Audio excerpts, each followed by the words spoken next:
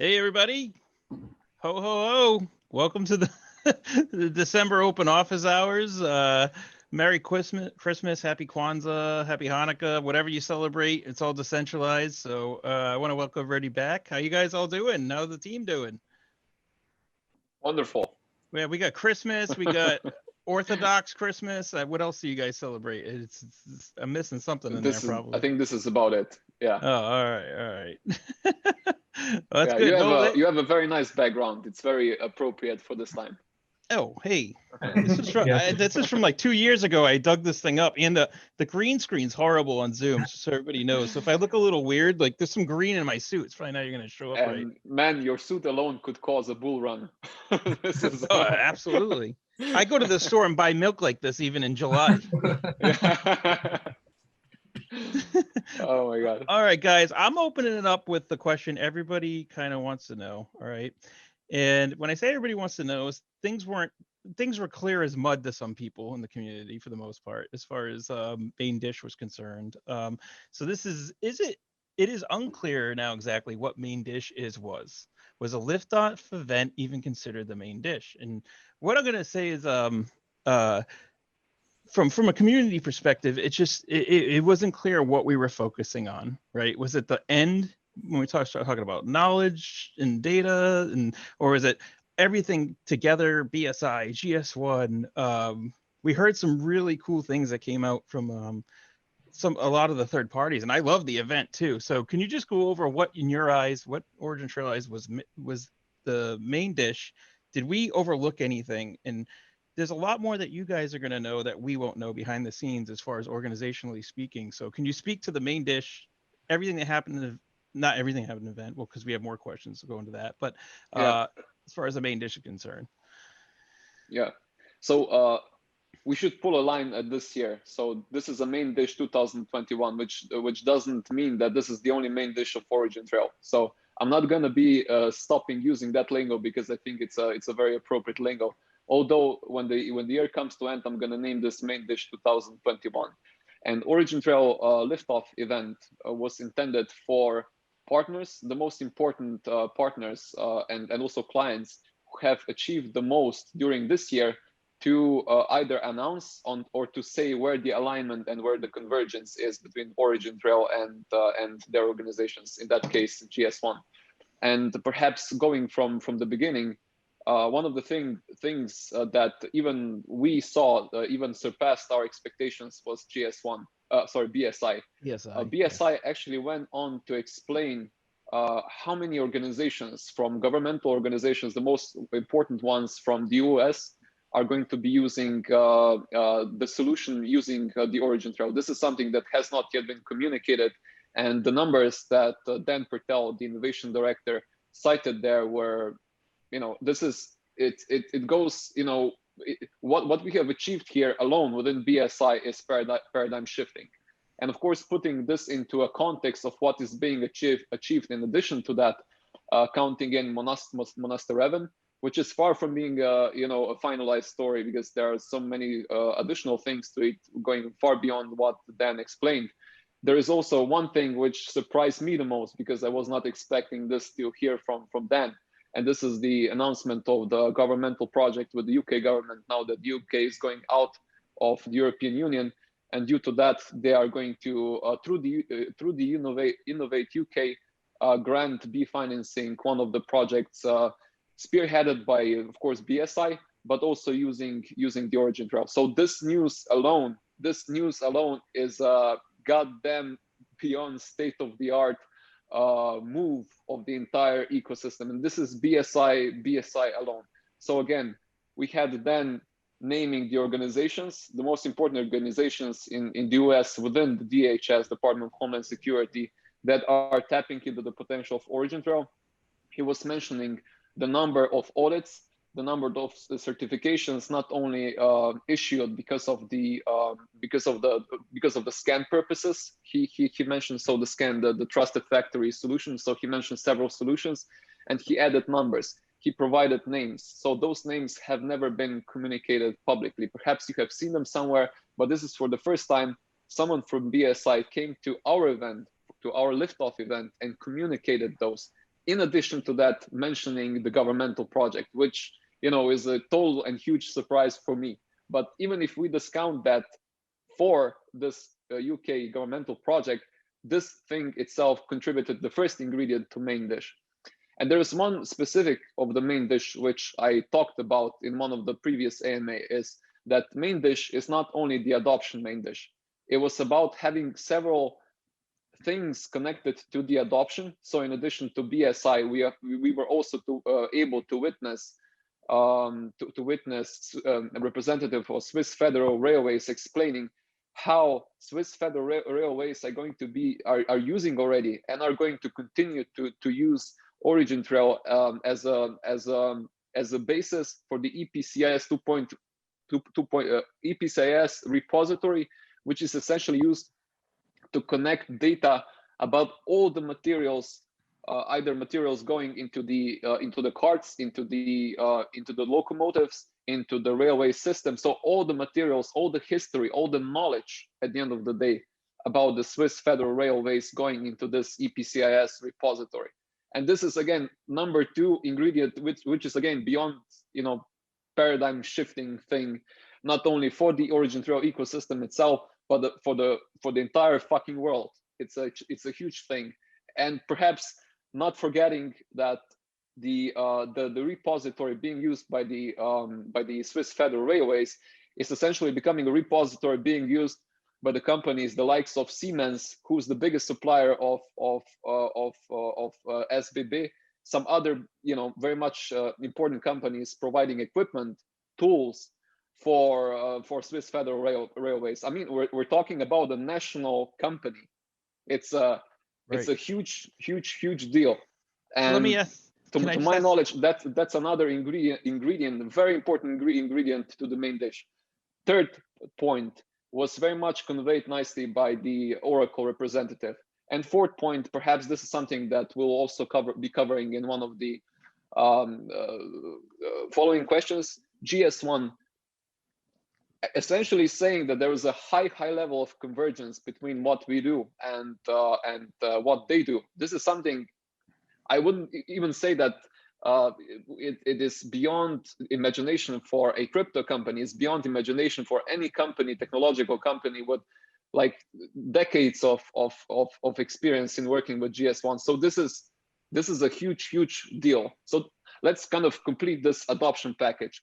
Going forward to the second ingredient, or the second thing that I mentioned about the main dish, which is the technological advancement which is needed for all the data, all the knowledge that is being created to be transformed, catalyzed into jobs, because this is something that we also, you know, care about in an effective way, without friction, without too much of a cost, and perhaps even most importantly, by retaining most of the value or all of the value within OriginTrail ecosystem. And this is why we're here. This is why we are building this. We need to make sure that the tokenomics we instill into OriginTrail actually serve OriginTrail. And that is why previously, yes, you have heard about the Starfleet initiative, and now Starfleet is becoming the intersection between what we are doing here with the adoption that is coming towards us, with the adoption that is coming here, and it now needs to be translated into much more jobs than, you know, we previously experienced. And by the way, I know one of the questions said that we had less jobs this month and previous month. No, this is not true. There are so many fake news. I'm sorry for saying this, but there are so many things that are being promulgated by people who are hiding behind anonymous names, and we're coming here talking with our, you know, name and surname, and giving you the facts, cold facts, inviting the most reputable representatives from other companies to talk about OriginTrail ecosystem. And this is I would say it's an insult to present facts in a wrongful way.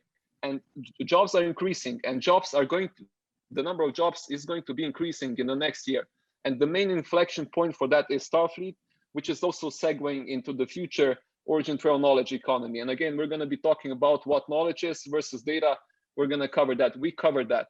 And perhaps to rest my case at this point, because I know there are some other questions, but I just wanted to let you know that the significance of this way surpasses the significance of OriginTrail ecosystem only. This is something what we have achieved, and what we are bringing here with the main dish is a paradigm shift, not only for us but for the entire world.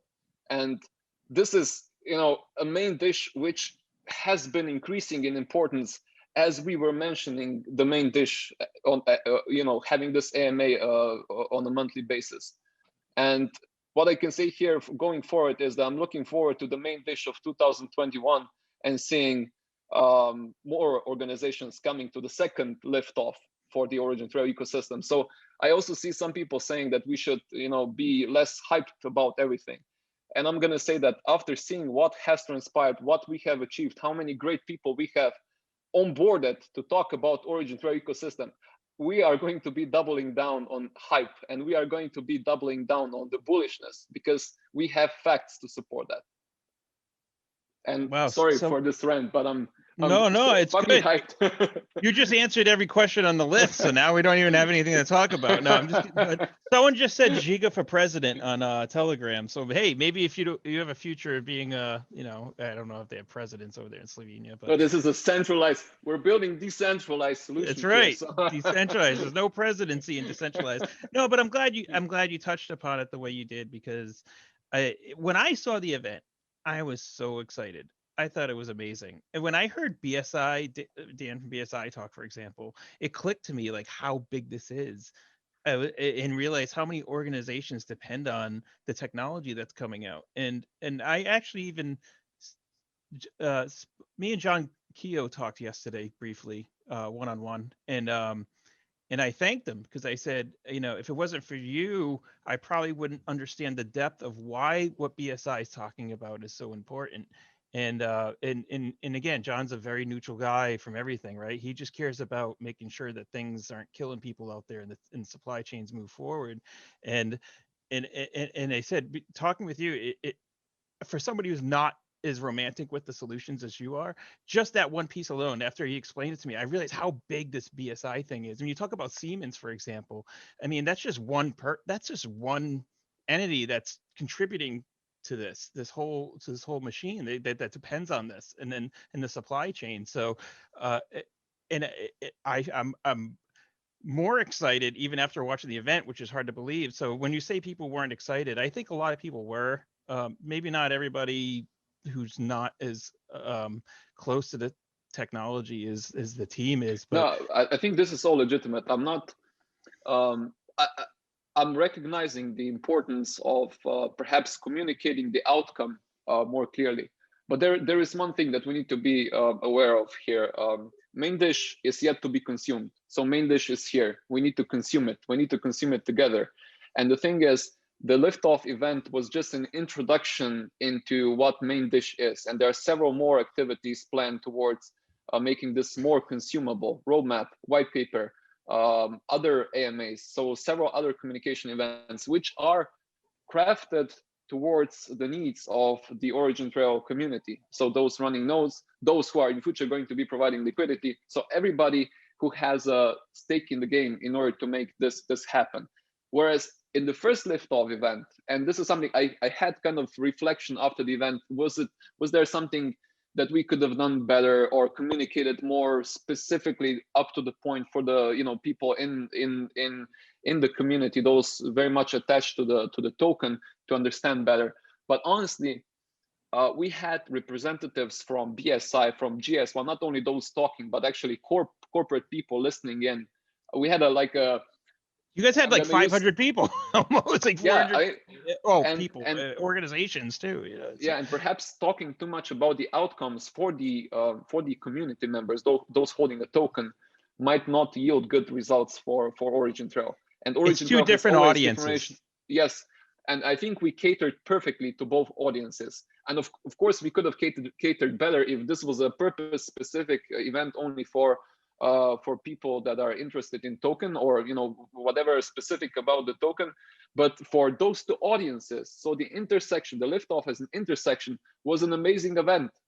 It produced, so we can look at different parameters, but bottom line is, OriginTrail Liftoff event not only gave birth to the next stage, it also attracted a lot of interest from corporates. So we need to be aware, we need to be inclusive when we're talking about this. And this AMA, of course, is designed to speak with you, Guinness, and then to speak to community members through questions, and we can cover all the possible outcomes. And I was, you know, hyped and stoked about having this AMA more than any other AMA before, because there was so many things, so many outcomes that we should cover to make people realize just how big this is.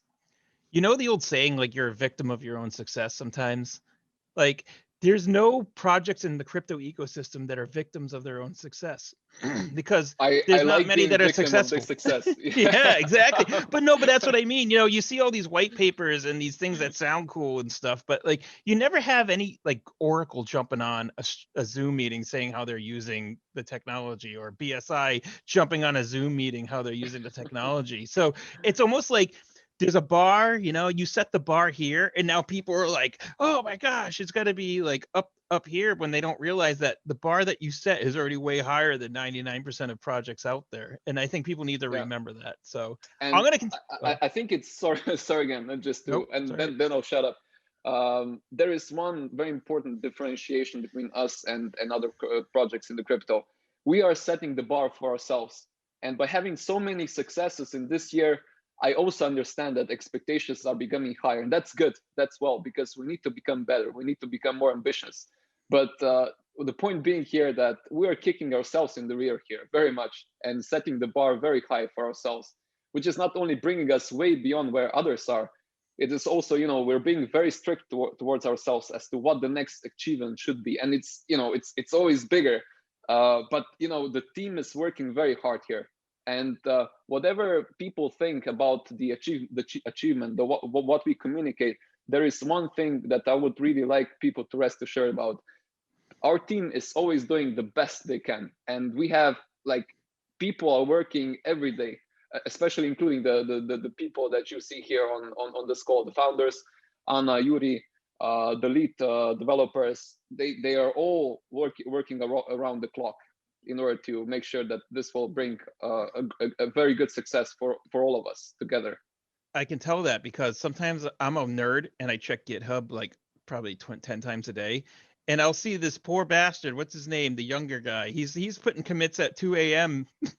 in the morning sometimes. So no one's doubting that you guys are working hard, believe me, everybody knows that. And I just want to say, I want to thank you from the community too. It's just the majority of the community knows what you're doing, knows it's important, and knows that everything you're doing is far more reaching than anything we've seen in this space. So I don't want as well for you guys to get, you know, feel down or anything by like a few bad actors in the community who were saying otherwise. So I'm gonna go jump to our first question. Oh, sorry, second question.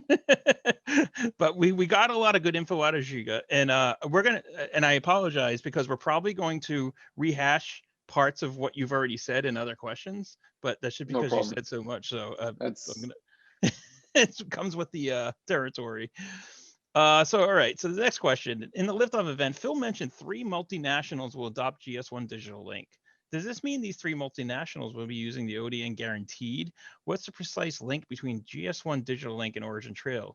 Is it an option or is intended? And as you spoke to this earlier too, is it it's nothing's automatic, right? Nothing's definite. It's like in being a decentralized product, it's there for people to use, but there's nobody you can really say, or a company's going to say has to use this technology. And we spoke about this in other office hours, and you just mentioned Siemens earlier. So I mean, maybe that's a multinational. I don't know. I mean, who knows?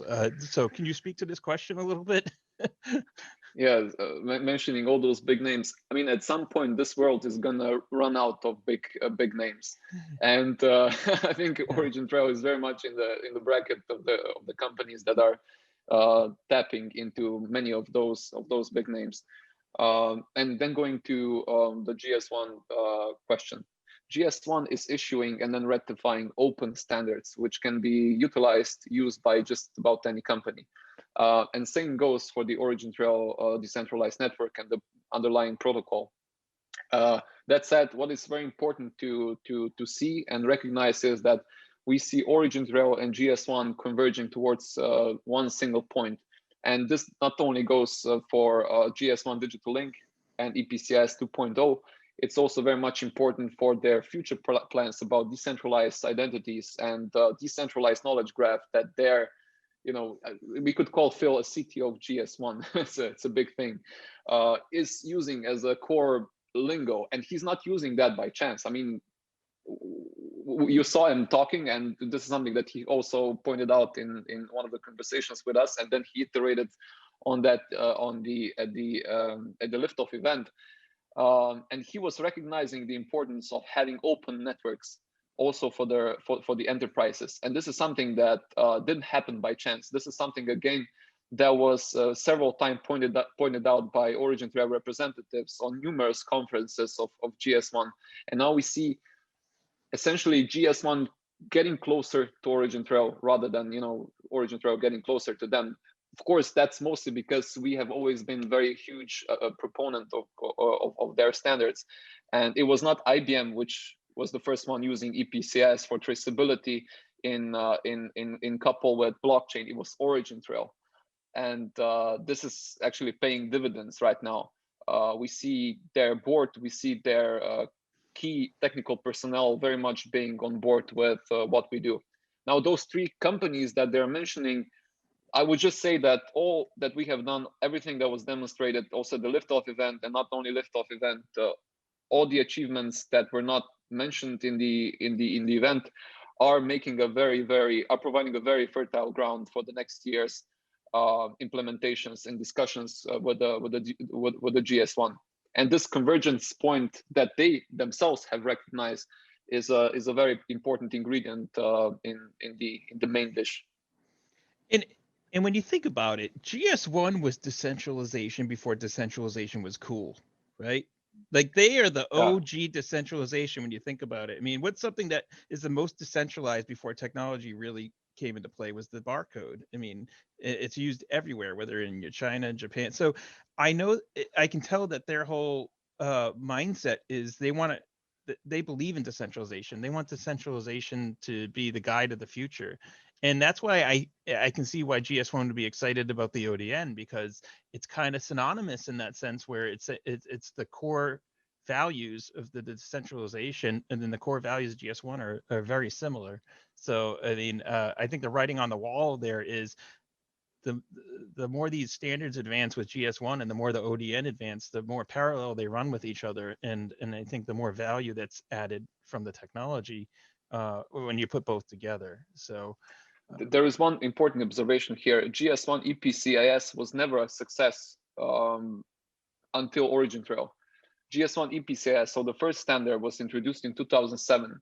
And since then, it's been stagnating. No one ever actually took it seriously, because cross-organizational data sharing has always been a wet dream of organizations. And what OriginTrail is doing here is bringing this wet dream into reality. And also, while it's doing it, we're bringing EPCS into kind of more meaningful use. And now with the EPCS 2.0 standard, we're setting the bar even higher. We're involving the property of linked data to an even higher to an even higher level. So EPCS 2.0 is going to involve IoT data. It's also going to involve verifiable credential. And you know who does that? OriginTrail, since always, because of the properties of linked data. So not only we brought GS1 EPCS standard to a meaningful use, essentially, also, and this was one of the reasons why their representatives are so impressed, because we showed to bigger companies, look what we can do with EPCS standard. And I'm very much looking forward to what will be able to be shown in the next year with the EPCS 2.0 standard, which is very much going towards what OriginTrail does with the linked data property. Yeah. I mean, I'm excited to see personally the new standard come out too, and I know Branimir's worked a ton on it with the working group, and I'm sure nobody wants to see it out more than he does at this point too, as being part of that working group. And don't worry, Branimir, we're gonna get to you too. And Tomaž, get your lab coat. You have the glasses on. Get your lab coat. I'm sure we'll come out. We got one for you coming up soon.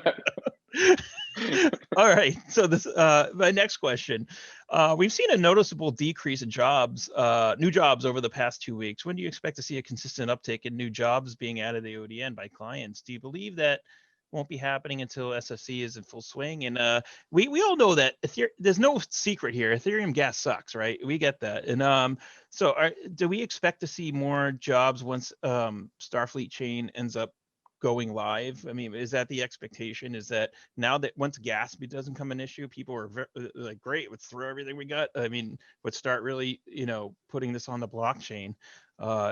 Is that the case? I mean, should we expect to see a new uptick soon when SFC goes? So the one challenge that we have been facing was adoption.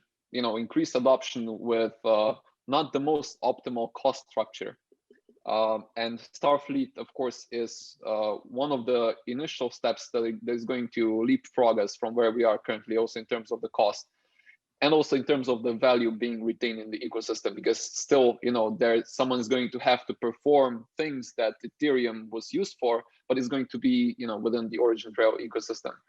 And currently, that does not mean that the adoption is being blocked or stopped. It simply means that the ways also jobs were structured was in a way that we bundle things, and with the Starfleet, things are going to be essentially not going to be bundled anymore, so that we can offer even higher value to customers, and hopefully other companies also using OriginTrail directly without our involvement, even without NOS involvement, are going to be able to do so. And this is going to be bringing them higher value, because when you unbundle, you can actually connect points between different systems instead of bundling everything into one centralized unity. So this is bringing greater value plus more jobs, and that's why Starfleet is an integral part of the main dish, quote unquote, because we have adoption, but still, we need this, and kind of it made sense to present this as such. And jobs are planned to increase because as a consequence of Starfleet. And that's the thing right Branimir, now. sorry. Sorry, Brandon. Now you're going to go more into detail. I just wanted to. Yeah. No, that's fine. I just wanted to add on that I'm not sure that everybody's following the same numbers, because the numbers don't actually show any decrease. If I'm not mistaken, the November was actually one of the peak months for jobs, and OT Hub does a good job there, tracking all of it by community. So not entirely sure that the question was fully coming from a place of being fully informed. But other than that, I second what Žiga said, and also when you think of it, it's as part of the whole process of publishing a certain job on the network. It is very much easier to think of going forward with more use cases, more implementations. One, you're not scared of like a transaction that costs $10 on Ethereum. So obviously that's going to change a lot of the game a lot, and mindset a lot when it comes to building more of these things. What's important here is that once the first players have been sort of have jumped in and have proven the technology worth and also maturity, which a lot of the crypto space still cannot really show, to be honest. Not to say that it's bad, but it's just very innovative. And I mean, just yesterday, I believe Filecoin had a big outage, which is one of the best projects, I have to say. The Protocol Labs team is someone who we also learn from, and even they had a major outage, which should not really happen on a blockchain. But bugs are a reality. Well, for the record, and their tokenomics is not even compared to OT. Just throwing that out there, but yeah.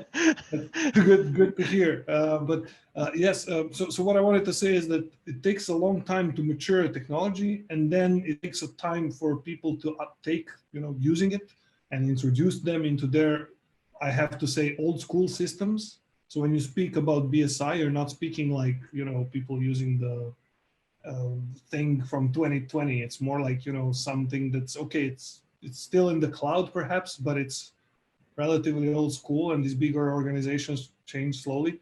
So it takes time, but once they're there, once everything is integrated, getting more of the data and knowledge in the future out is much easier, because that bridge has already been crossed basically and created in a way. Well, and Branimir, correct me if I'm wrong, right? This is how I envision it right now.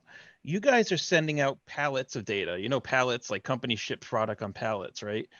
Once Starfleet goes live, we can individually ship those different products to where they need to go. And in turn, doing that, it's easier to kind of connect or isolate each individual package, or versus sending a whole pallet of a shipment out. Is that more yeah. of this kind? So perhaps one of the examples of the use of ODN, which might make this a bit clearer. Let's take BSI for an example. They are issuing training certificates to thousands of people, and right now, instead of issuing it on an individual basis as a kind of a separate job, they're bundling it. And in the future, you as an individual receiving a certificate, training certificate from them, which is individually posted, published on the OriginTrail decentralized network, brings you more utility, you as a holder of a certificate. So this is perhaps the most dumbed down example, but now instead of having one publishing for one human being, we have, I think, 70 or 100 publishings, because it makes economic sense. It's all about economics. But in the future, going forward with Starfleet, these things are going to be decoupled and are going to be offering, of course, greater value for the ecosystem, plus greater utility for holders of certificates, holders of audit reports, etc. It's great when Žiga jumps into this, because I have a tendency to go very technical, and that means probably not as understandable. Hey, you and me can go technical anytime you want in a fireside chat, Branimir. We can do that for hours. Let me know. By the way, next event is going to be about Branimir bringing his music skills and showing what he does apart from being the CDO and a founder of OriginTrail. We just spoke to Amos. He's very much fond of having him around and seeing. Perhaps they're going to be launching their own band. Well, there's actually 3 people in the company that make music right now. 3 developers actually. They all do DJing and music making. So we could do something with Amos probably together. Sounds awesome. Very good. Yeah, but perhaps this brings us to, sorry, Branimir, just not that much of a silly remark, but perhaps this can also segue well into the knowledge economy, because you can actually use OriginTrail knowledge economy phase, or the OriginTrail decentralized graph, for music as well as an individual. Well, let Branimir talk. We're going to get to that question, because I have a whole thing I'm going by. When you start jumping around, you're going to throw me all off, and I won't know what question we're on. Branimir, what were you going to say? Maybe it's better for one of the next questions, but it's actually it helps explain the difference between knowledge and data, and I'm sure we're going to get there. And that also very much ties into what Žiga said, which is the bundling. So that's literally a question somewhat I have coming up, is the difference between knowledge and data. So we're going to get there, I promise. So, because we need to know, because nobody knows, except for you. So, but this next question I'm going to jump on right now with 20 million to 50 million track tokens getting locked for 6 months, fewer tokens would become available for that period. An exchange listing would become even more necessary to allow some liquidity. Could you talk more about progress on that front? And, I'm going to speak to this too, because say right now we needed 20 to 50 million tokens locked up, and you said, all right, go out and buy 20 to 50 million tokens. I'm not even sure how you could do that. The KuCoin servers would crash. I mean, so how are we doing on the liquidity front? I mean, obviously in order to have the token, to have this type of lockup, we need the token to be more exposed to more people. So can you speak to anything or progress on that front? And I know there's only so much you can ever say there, but can you speak to it in any at all? Yeah. As we said, after the KuCoin hack, the liquidity has been one of the top priorities for us. And I know people are going to jump now, and why wasn't I don't know, Kraken announced, or Coinbase or Bitstamp or whatever announced at the Liftoff event, and now we're all disappointed. It's really not about that. That's not the name of the game here. We have been working very quite a lot after the KuCoin hack on new listings. Essentially now the OriginTrail case is on the desks of all tier 1 exchanges. But the main kind of difference in progress between us and perhaps other companies or quote unquote ecosystems that have VC backing is that there is no perhaps immediate alignment of interest between kind of quote unquote VCs of other projects, which are then essentially achieving that the token gets listed faster in order to dump those tokens to people who are waiting on the exchange to buy them.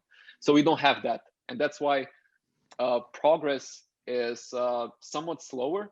But once we get there, we believe it's going to be a very, very hygienic path and very good start for anyone claiming that the newly listed trace or newly listed token on a tier 1 exchange. So we're getting there. Hopefully the progress is going to be fast. They have our case on their desks, all tier 1 exchanges. We are looking for ways how to potentially capitalize that. But the process is ongoing, and hopefully it will yield some results very, very soon. When it comes to 20 to 50 million tokens staked within the OriginTrail decentralized OriginTrail knowledge economy phase, one good thing that we noticed after the event was that there was a 60% conversion between people visiting the Liftoff website, OriginTrail knowledge website, and the people who actually subscribed, who registered for staking. And that's a very, very encouraging thing. Actually, prior to announcing the OriginTrail knowledge economy, we spoke with the team. We did kind of a very fast inquiry as to how many people from the team would be interested to participate in the OriginTrail decentralized network under the economy. And we see that plenty of team members are going to be committing their holdings as well into this. So we expect a lot of excitement here, and we also expect these 20 or even 50 million to be filled in very quickly. So the least what anyone who's considering joining the next epoch should do, you should register your interest so that you're going to be fast enough in the next year, in the beginning, when we start onboarding and when we start staking into the economy. But going back to exchanges, bottom line is it's on the desks. It's a waiting game now. Hopefully it will be done soon. We don't know exactly when things are completed because the exchanges would not let us know that. Again, perhaps those who have VCs have some different arrangements, but we never know in advance as to when we're going to get listed. Same happened with Bittrex a year and a half ago. We knew that we gone through all the audits. We knew that we submitted all the papers, and as a team of a decentralized project, we committed everything we had in order to make that happen. But when it actually happened, and before it actually happened, we had no clue. It was just a positive surprise, and I guess same is to be expected here. I feel like the best way is that open PKG becomes so big that all the exchanges have to use it, and then then you're like, well, hey, you want to list track? You can integrate open PKG if you don't want all your users' data to be floating out there in a centralized database. So hey, could happen at some point. So I'm just going to answer this one live because someone said Guinnessstache can play the triangle. So Branimir, I play a mean triangle, just so you know. Like I can tap a triangle like you wouldn't believe. So I'm just gonna throw that out there. All right, so the next question. I understand why businesses will adopt ODN from a cost savings supply chain perspective, but I'm curious how you plan to onboard average Joes to the knowledge economy and what mechanisms will be used to compensate them for their data sharing. Do I get paid in fiat by companies that ask to access my data? What's in it for me besides data security? So yeah, I mean, this data economy thing, and I feel like I kind of wish I moved another question before this, like data versus knowledge, but let's try to address this one first, and then I'll get to the data and knowledge one. So what's in it for me, right? How am I going to be compensated? Why is my data important? What's valuable about my data? If you can speak to that in any way. It's so I guess you have many of you have seen the movie Social Dilemma. And this is just kind of a climax of all the wrong things that are happening with how our data is being treated by multinational corporations. So big corporations also like Google, Facebook, who are very much savvy. They have all the tools, they have all the knowledge, they have all the capital to monetize what you produce. So you're essentially not consuming the product, you are producing, or part of their products. So the way OriginTrail is differentiated from Google and Facebook, and I know we oftentimes say that OriginTrail is a Google of supply chains, but what we are taking out of the Google is the technology, the underlying graph logic.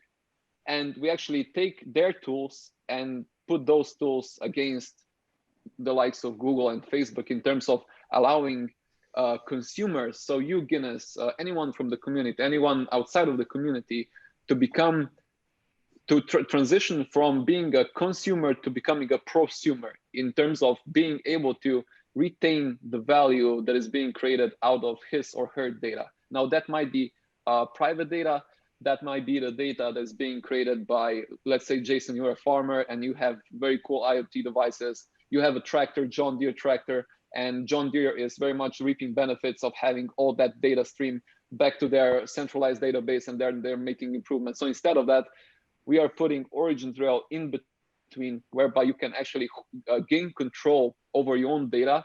We give you tools to tokenize your knowledge, not only data. So the difference between data is that knowledge is already much more useful because it's structured, because it's purposefully designed for certain, operation, and data doesn't have that that capability. And I know we're going to be talking about the difference between data and knowledge later on, but it's very important to point out that the difference between what we do and perhaps some other companies which are only allowing for selling of data. We're doing it in a decentralized way, and we're already structuring knowledge out of it, and you can do it as an individual.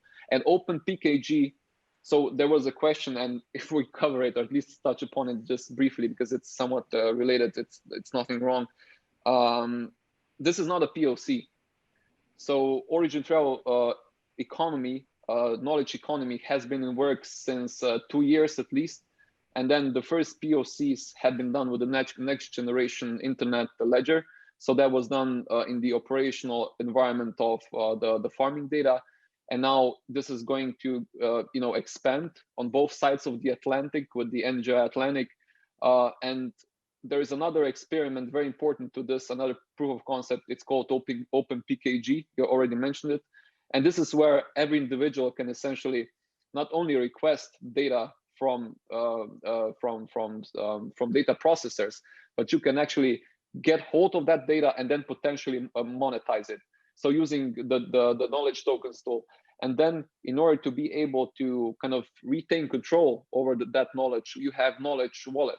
So if you don't have your own keys, you don't have your own knowledge or your own property, your own asset. And this is what knowledge wallet provides. Knowledge marketplace essentially allows you to sell that data, sell that knowledge through the token, and this token acts as a means for accessibility. And tenders is a very important component here, and the tenders was we did testing of tenders tools through the Trusted COVID-19 Essential Supplies project. And this is where we figured out that not only you can sell your own knowledge, you can actually create a tender, and a bunch of you guys can come together and say, we need this bulk of data, which we are going to then structure. And in order for you to get the data, you are going to mint a knowledge token, and you're going to be offering that to all those who are going to be contributing knowledge into your own for your own purposes. And this is what tender is for. So many reasons, and the proof of concepts, we have done them ourselves. We expect more proof of concepts within the NGI experimentation to be rolled out next year. But we see that there is a lot of very cool idea as to what can be done within the OriginTrail knowledge economy. But of course, going kind of one step back, because again, the feedback we got was that we should first of all learn how to crawl, and only then we can walk, and only then we can run. We are doing this also because we want to walk faster, and because at the end of the day want to run faster. So the Starfleet initiative, which is initiating the knowledge economy, is also very much crucial for the things OriginTrail is also performing today. So the base utility of the token for companies to be able to exchange data, and for node holders to be able to be compensated for the data. And of course, Starfleet initiates this new era towards expanded both tokenomics and expanded utility for the users of OriginTrail. Oh boy, I have been talking so much, and I already feel bad for. Hey, no, it's all right. I just feel bad because I know I'm going to go through some questions of things you've already talked about, but No problem. But we can dive in a little more in some of the specifics of some of those topics. But I had a question here, but I feel like you already answered it pretty well. The team mentioned before that, you know, main dish should be announced by partner organizations, not by Trace Labs. So should we expect more partner organizations coming out soon? Maybe throwing some stuff out there. Should we be hearing the OriginTrail name possibly coming out more in a, whether it's, you know, a traditional media or even some of the crypto space for adoption? Yeah, so all this is prediction, and I guess the history is the best knowledge provider for the extrapolation into. Well, the ODN's the best knowledge provider. Hey, that's the best knowledge provider, but we do have knowledge on the ODN already. So let's say ODN is the best knowledge provider, and if we extrapolate the activity from the current and the past use of ODN and the growth of that, this of course we are expecting that. So what exactly the partners will say, what exactly the new clients will say, I guess it goes back to what the main dish was intended to be. So the partners themselves are talking about the use of OriginTrail. The partners themselves are talking about the adoption, and this principle will stay very much in action. And we expect partners to talk more and more about us. And if we go back to January of this year, when we knew what was going on, what was brewing with some very cool things, we didn't speak about it. And it was not until the first white paper and until other partners from EU started talking about it, when we provided more meat to it. And Innovate UK might be one such example. We didn't know that BSI is going to spill the beans about that governmental project, and actually we cannot provide more details about that because we don't have permission. But suffice it to say, it's a governmental project, and we are going to be able to talk about it very much soon. We just need to we need to get BSI signing off on that. Well, it's funny because it sounds like you guys are like us. Everybody started Googling what the heck this was. And then we were looking it up. We're like, what the heck is this Innovate UK and something Bytes? I don't remember. But now, but we were trying to look it up. So you guys were as surprised as we were. So that's good. That's a good thing. That goes to show that there is adoption happening out there from a decentralized aspect, meaning not just from the team or for proof of concepts or whatever. I mean, it's being used and you're winning awards that you don't even know you won. So that's a good sign. So I'm going to go, this might be a Branimir question and might be I don't know. Everything seems to be a Žiga question today too. So I imagine you might have something to say on this one, but no, it's all right. When will the integration of NOS with multiple exchanges happen? When will we start seeing market buys via NOS on those exchanges? And now I feel like this whole script is flipped because now it sounds like at some point companies could be using us as liquidity providers. So now you have us being liquidity providers, so maybe you're not as dependent on the Uniswaps of the world. But so can you give any info on that? I mean, are we going to start? Is NOS still going to be set up the same way we thought it was in early this year when you launched the white paper about talking about the integrations? Or now that we're going to be seeing a different liquidity pool coming out, should we expect NOS to migrate more towards something like that? Or whoever wants to answer this. I don't know. So maybe I start. So essentially, it's, it was never really the idea for NOS to be any sort of significant main technology that is going to drive this whole process. So it was meant to be as one of the services that enables someone as a company to get into the ability of using the technology easier, without having to, for example, utilize directly, let's say, a blockchain engineer. They would be able to set up and publish data publishing with a traditional style of API way.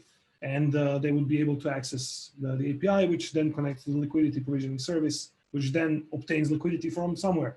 And this somewhere has always been, well, basically any good liquidity source that you can integrate.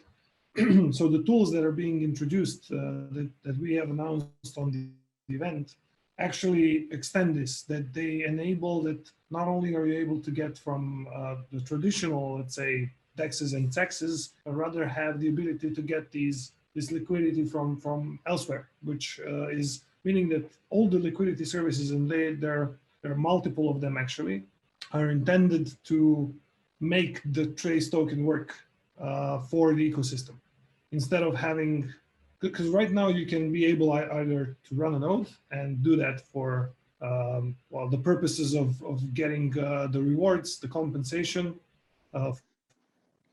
for helping the network run, or it could be trading and so forth. But if you're not doing any of these, if you're not technical enough, you cannot really contribute, right? So it's basically, if you're not trading, if you're holding the token, it's somewhere on the side, and there's a lot of this token.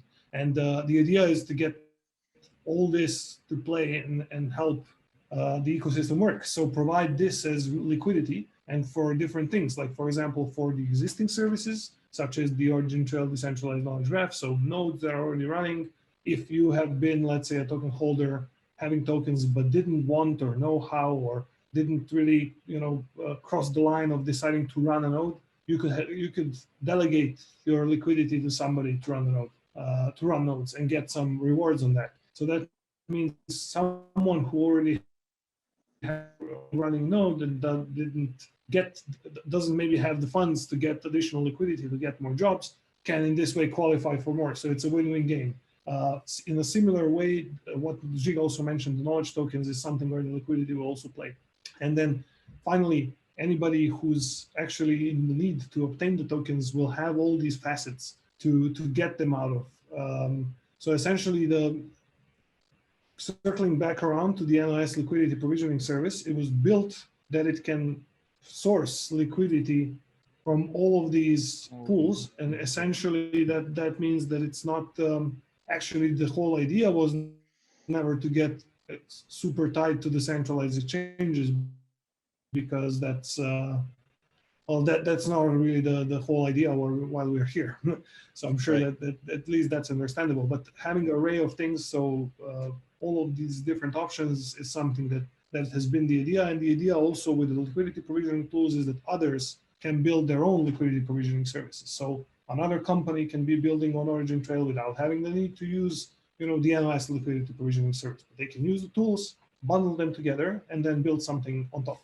Think of it as a bit like Parity is offering substrate for building blockchains. You have a template, you have building blocks, you pick a couple of building blocks, you integrate them together, and you can basically run your own chain. And think of ODN as such a set of tools, not for building blockchains, but for building tools for knowledge, and for particularly knowledge exchange, which means knowledge monetization, creation, extraction, learning, and then the tools are obviously applied in different ways for different industries, or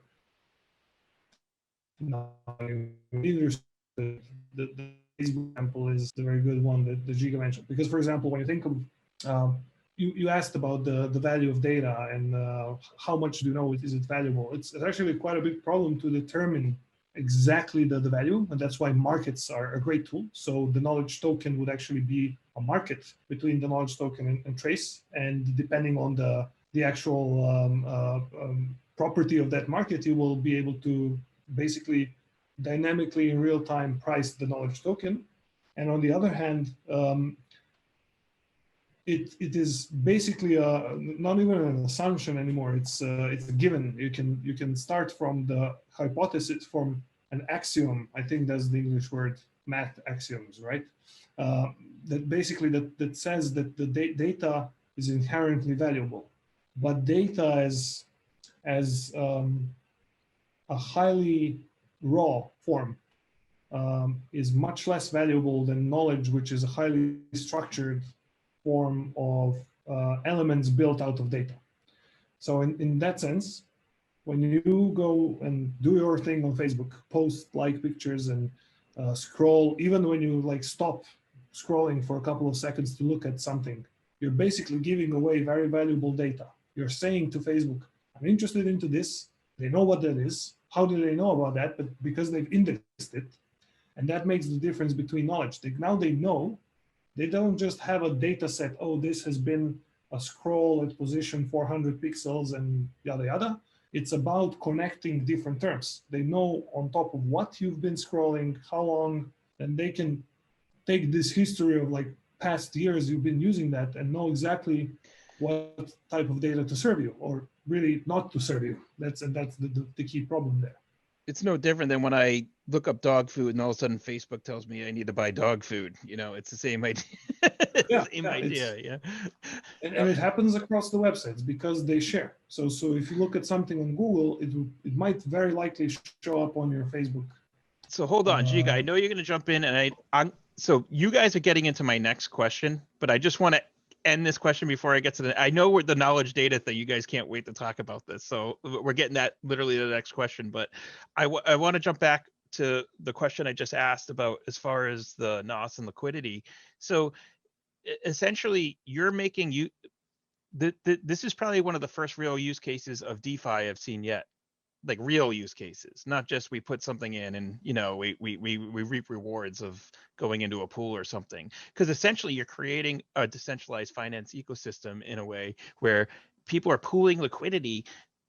Businesses are able to use that liquidity in those tokens, and people are benefiting from contributing to that pool. So it's not just staking and here's your 8.6% for doing nothing. Like we're actually seeing real decentralized finance and what it was supposed to be bred for being used by businesses because they're able to leverage that liquidity. And I think that's a huge thing that people need to realize.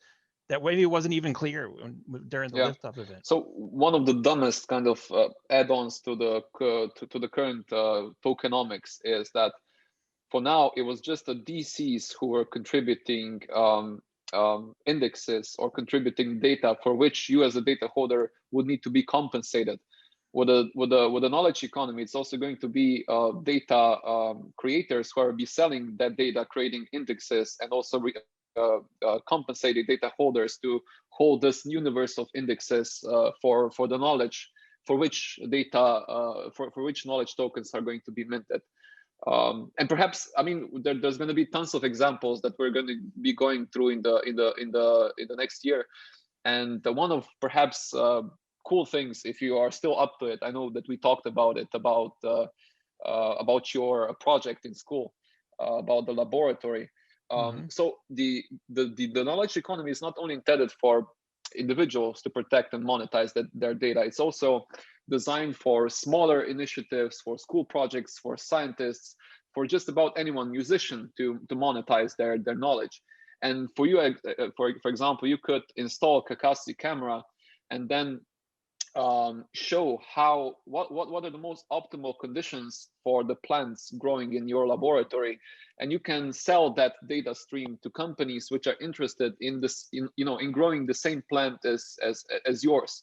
And then in turn, when you mint the knowledge token, you would see liquidity providers, those who are not running nodes, but they are still providing signaling, collateralizing for the token that you just minted. And in that way, they would signal, yeah, we know Guinnessstache, and we kind of vouch for him that he really knows how to construct the best possible knowledge out of data that has integrity. So one of the aspects here is that those who provide liquidity are also signaling for the integrity and the quality of the knowledge that you provide.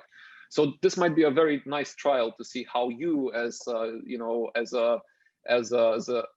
you are a systems administrator at the school, and you're also helping with the equipment, and you might use that cool Kakasti device to create data, and then perhaps someone from school can structure it into a knowledge and then monetize it through the knowledge economy. And I think that's one of the things in education. I'll just use an example because I'm close to it. I work in education, being in IT, is that there's not a lot of funds always coming in, right? But there's something that's always getting made is data.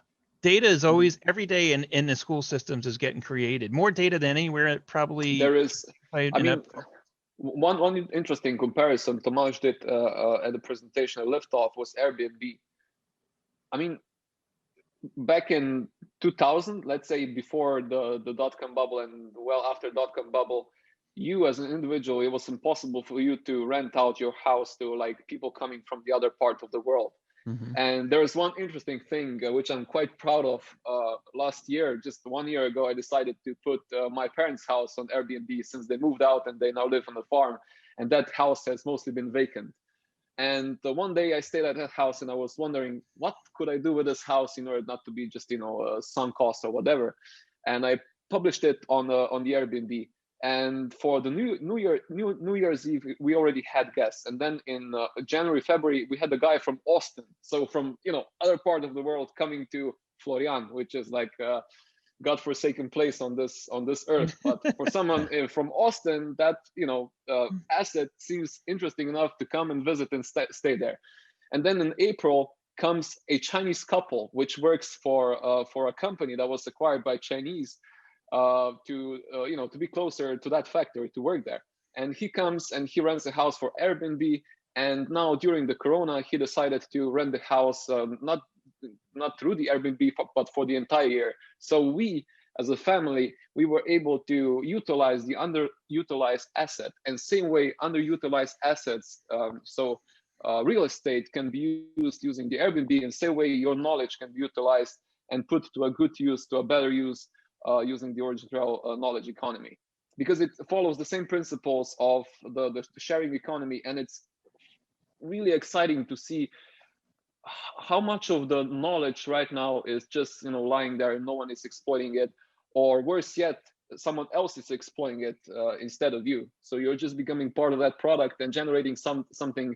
You're becoming that rat, just running the wheels of bigger corporations. And now you can actually, you as a small industrialist, you as a small individual, you as someone working for the company, exploit that capability. It's right. No, and then that's the thing is that's a perfect example of data that nobody thought could become now useful or something nobody even thought they could monetize, and now look, and so when people can't imagine certain things that like, well, how do I monetize my data? Well, this thing's getting born all the time that's showing how you can monetize that. And I'm going to jump into this next question, which I know we just answered in every single other question, but in case there's anything you want to add, and I'm sure Branimir will want to add some stuff in here too, is in layman's terms, what exactly is knowledge? Is it different than data? Can you give an example use case of a company using knowledge, which you just did? But someone, this guy David in the community, he shared a post the other day, and I loved it because basically it dumbed it down for people where say you're driving a car and you see a red light. Red is data, right? It's red. But our knowledge tells us that we have to stop at that red light. So there's more to it than that. So that's really the big difference between data and knowledge. Data is this raw stuff that we just know, red, stop. But because of the knowledge we learned, we've taken driving classes, we've been on the streets, we've driven cars, we understand that means stop, and we understand the implications if we don't stop, that we might get in a car accident if we go through that red light. So do you want to talk from a layman's perspective? And I know we have a little bit, but more about the knowledge and data. So from a layman's perspective, a very good metaphor, I believe, is similar to the red light one you mentioned, is really take any book.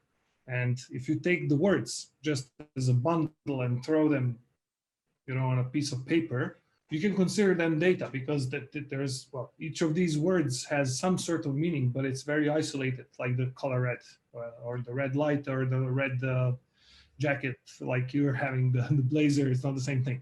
But think of words as data. Think of sentences or pages in a book really as information, because you can learn a bit more. It's organized data already.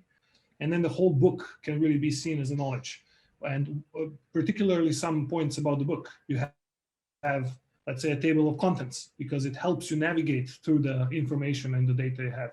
You have the index at the back of the book. So that means if you're looking for a term, let's say the knowledge graph, and you're having a data science, whatever book, you can, spin it all the way back, find the term knowledge graph. It says it's on this and this and this and this page, and you can go and check that specific information. You're not needed to run through the whole book to read to it. So knowledge is really, in this way, the closest to the term of book.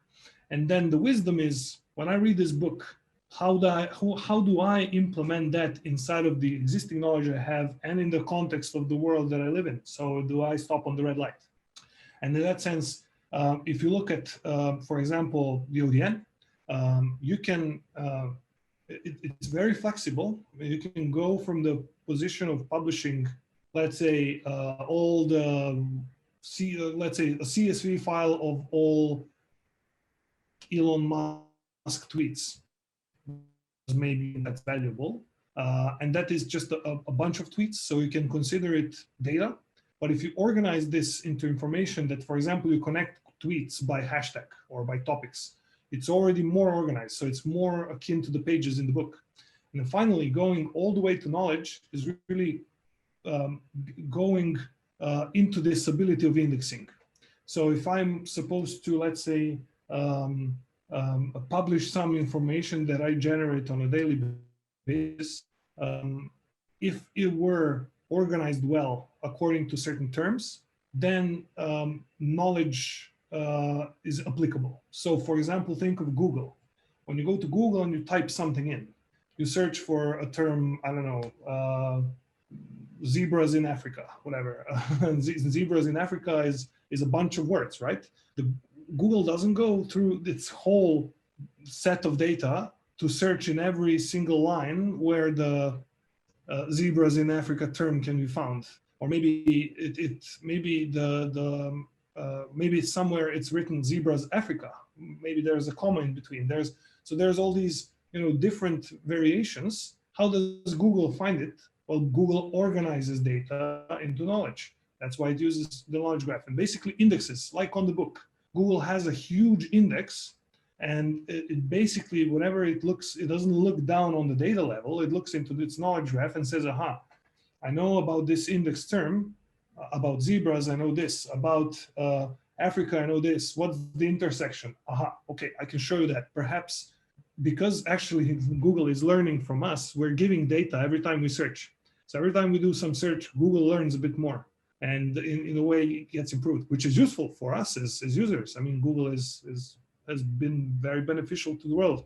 But in that sense, the same technology would not work if it were not built on the premises of knowledge. And if somebody would even go, I would go that far. And if anybody's interested, go look into why Google succeeded at being the search engine. They actually implemented a very clever and very simple knowledge, basically graph technique. The PageRank algorithm basically takes different pages and it sort of has a point system where the links between pages are more meaningful. So that means that if there's a term or a website, we can just say it's a term, like OriginTrail.io is really, for Google, it's just another term. If there's a lot of things linking to it, that means its rank is higher, and that means it's more valuable. And in parallel, think of the OriginTrail knowledge economy. Think of many different sources, many different people signaling that something is more valuable. It's a very similar approach in that sense. And Google is, at least is believed in that mostly due to this PageRank algorithm has been given vastly superior search results to all other engines that at least I remember when I was a kid using all the Lycos and Alta Vistas and everything was really just, I don't know if they even exist anymore. So they've been swallowed by this this knowledge graph, and that's the 80% of the innovation comes from really observing the internet as a graph and applying the PageRank, which is really simple, counting how many things link to each other. So I mean, at the end of the day, I mean, today, right? Say you and Amos come up with a really cool track that you make together, and we Google it, right? And if enough people watch it, it moves up in the ranks. But essentially, what you're saying is, if you and Amos make a really cool track, and we use this data economy, not only is it going to move up the ranks, but you're going to benefit because it did move up the ranks. Because you're really going to see the fruit of your efforts take place, because there's not just the centralized entity in the background who's benefiting from this, but you're benefiting of this because it was your data and it got searched so much that so now you're getting compensated for it, more or less. So absolutely. And I mean, it's a song or a track is really obviously some sort of a file, so it's less indexable in terms of, you know, like something like a science paper, but it's still indexable in the sense of, you know, assigning a lot of interesting metadata to this. For example, the genre and the record information, the record label, and all of that stuff. All of that basically enables you to index that into the knowledge graph. So that means somebody's able to find it. And then once once this first step is completed, when somebody finds what they need, the next step is to determine the type of exchange. So do you want to monetize it? Do you want to give it out for free? You might want to spread your music out for free. But the knowledge economy tools enable you to find whatever you're looking for, and then request to get it, and either get it for free or most likely get some sort of compensation mechanism behind that. And that's where the knowledge tokens come into play. And that's where basically you're allowed to build any type of a system on top of that. So it's a set of tools that operates on the protocol that already exists and indexes basically the whole world in the knowledge graph. So think of it, for example, even in a different term. You're scrolling all over the internet every day. And imagine having an app that you run that's open source, that's, let's say, in your browser, and you collect this information just as Facebook collects information on you when you're on Facebook. But like you collect that as well, but you collect on all our websites.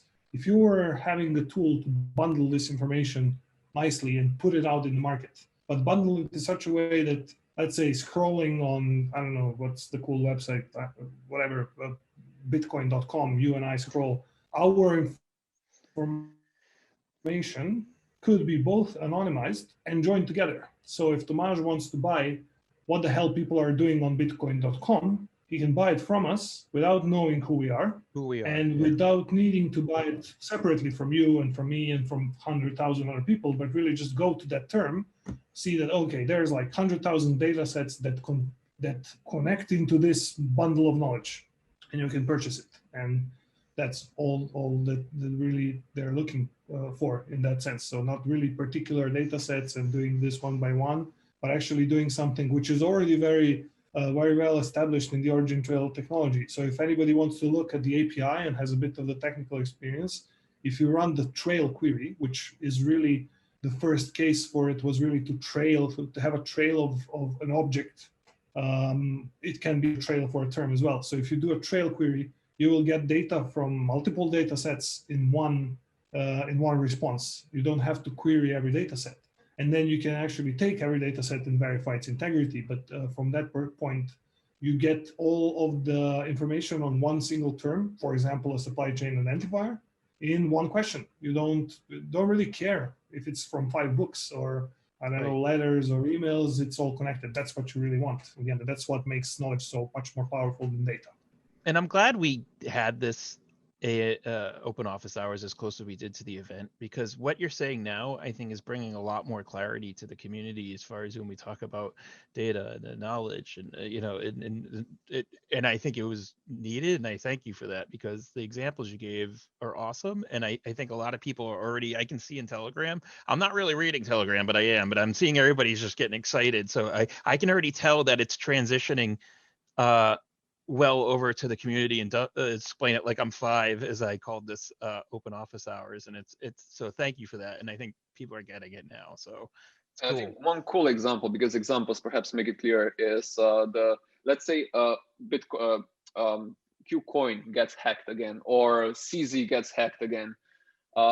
actually then you can apply OriginTrail decentralized knowledge graph as a tool, same way as we did it last year when we ran an experiment on tracing the hacker. And so a specific data point within a Bitcoin network is just kind of a data point. But when you connect movements of stolen funds into something which is a graph, you create knowledge. And when you do so, as let's say you, Jason, do it again, there's another KuCoin hack, and you help compile that data, you help connect that data into meaningful knowledge, you pack it, and then you perhaps even enable data streams so that this graph grows as the hacker moves funds. And then you say, CZ, I have this very cool subgraph, and I have a knowledge token behind it, but I'm gonna sell it to you if you want to track where the stolen funds are moving. You issue your own knowledge token. Community provides liquidity because they see this is a very, very legitimate case, and then CZ comes and buys that token in order to have access to the knowledge stream. So this is one of the things, and one of very interesting examples, a very new one, and as we already spoke about Kraken and other exchanges, there's an interesting, I'm not going to make too much of a promotion because I think OriginTrail is much more superior, but one such of sub-segments of use cases is being offered by the graph.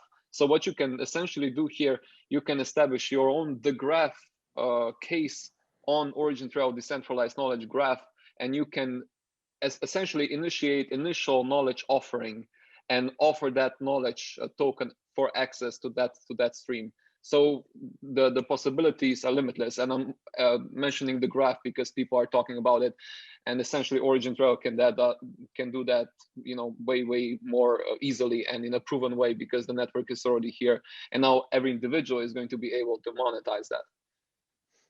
Yeah, it's funny. We used to always say old saying, knowledge is power, but now knowledge is money. Like, I mean, and then we're going to see that more and more over time when people have that knowledge to offer to these companies, which is going to be huge.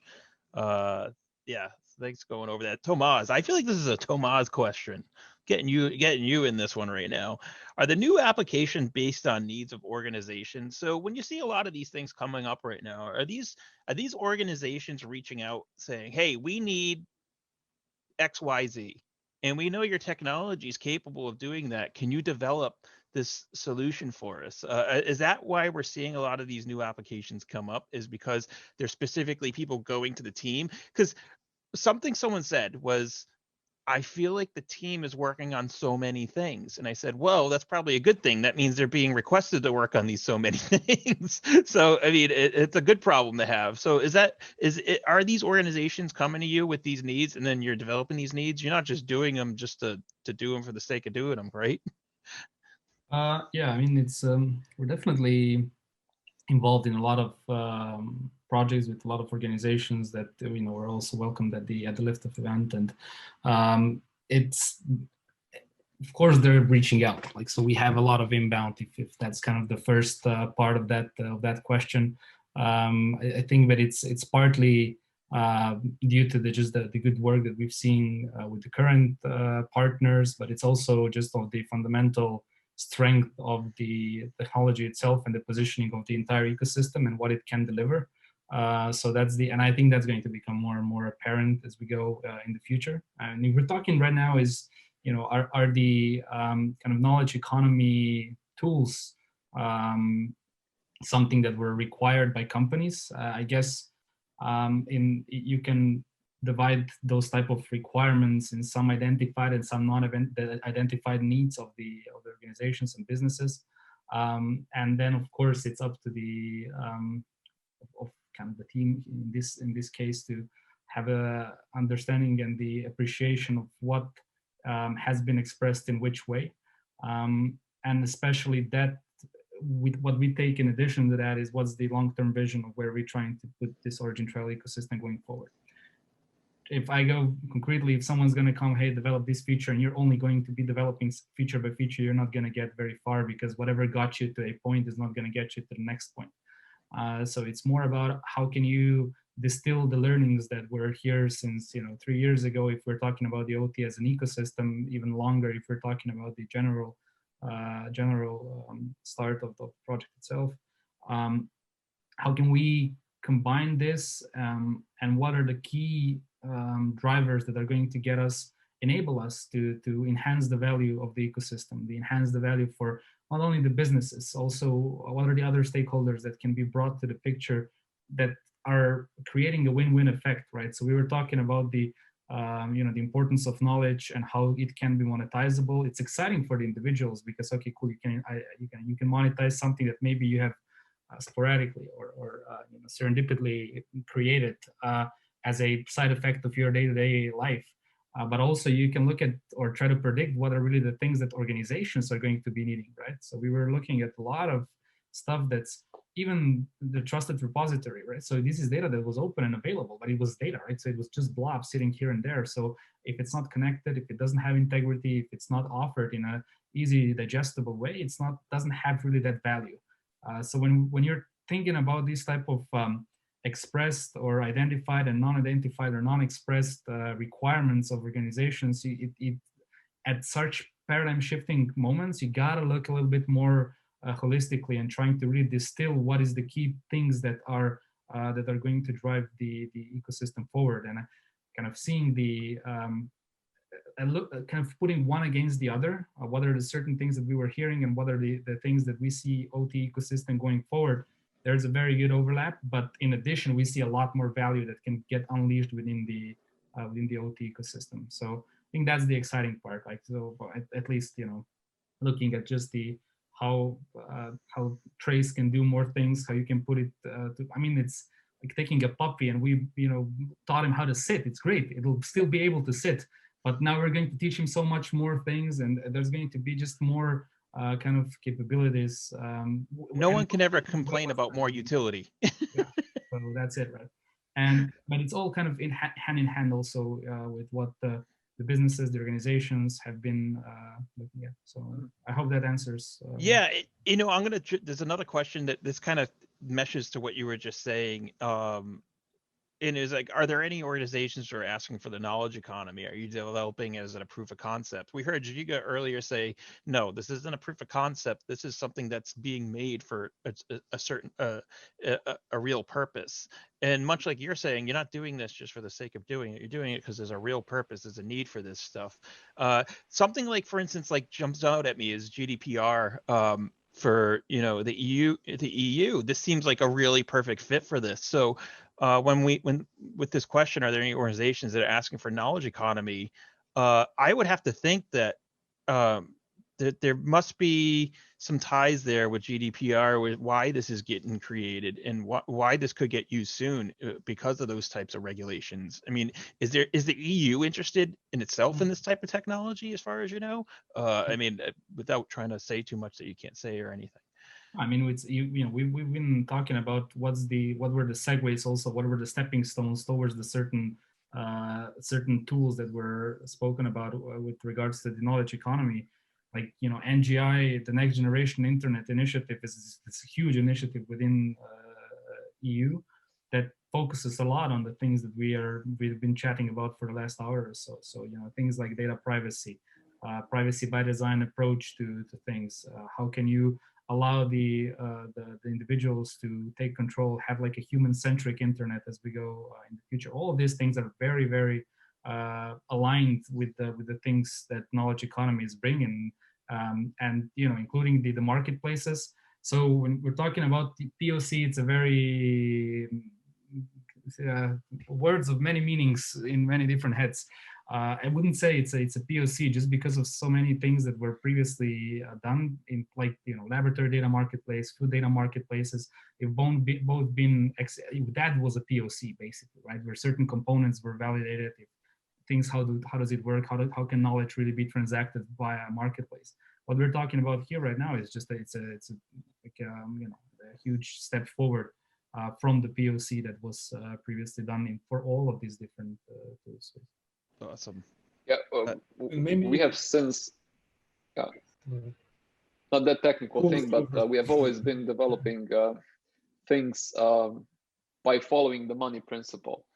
So whenever there was a business need, whenever there was a governmental need, or European Union was calling for such solutions, we provided a component which was an initial POC for what now we're seeing is going to mature into the decentralized economy.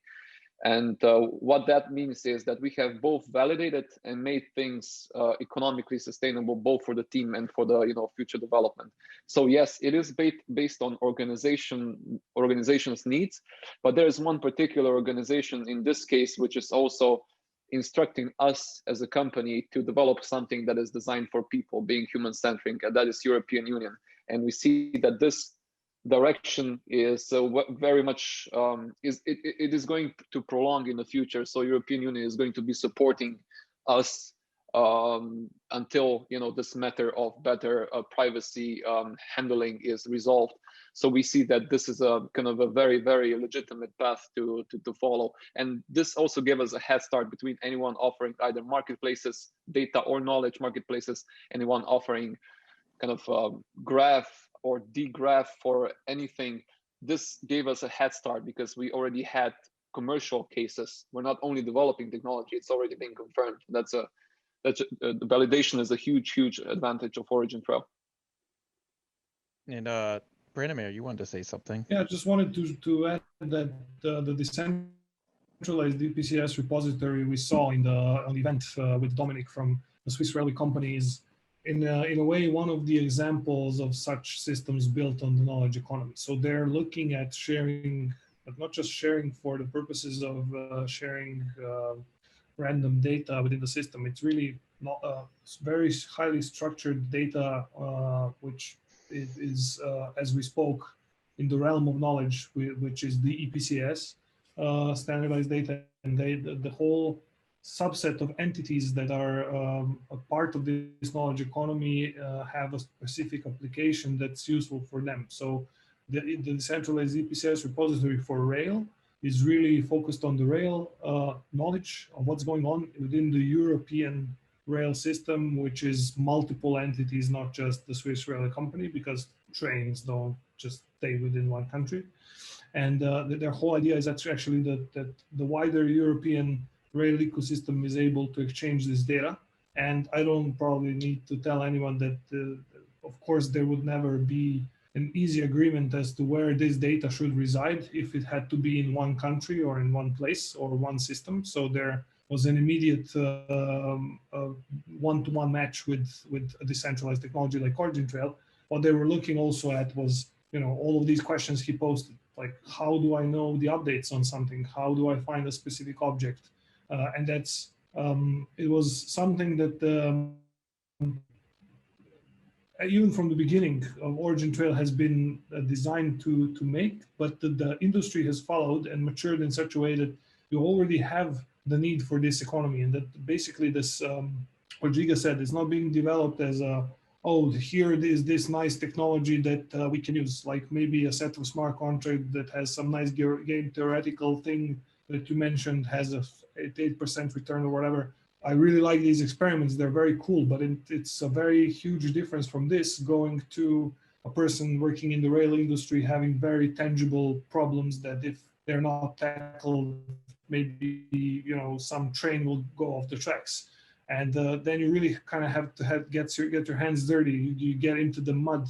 You're no longer just writing smart contracts and working with APIs. You're touching real systems, and you're discussing like all the way from some code to the actual structure of this data, and then going to the blockchain layer. It's a very long sort of stretch of things that you need to get.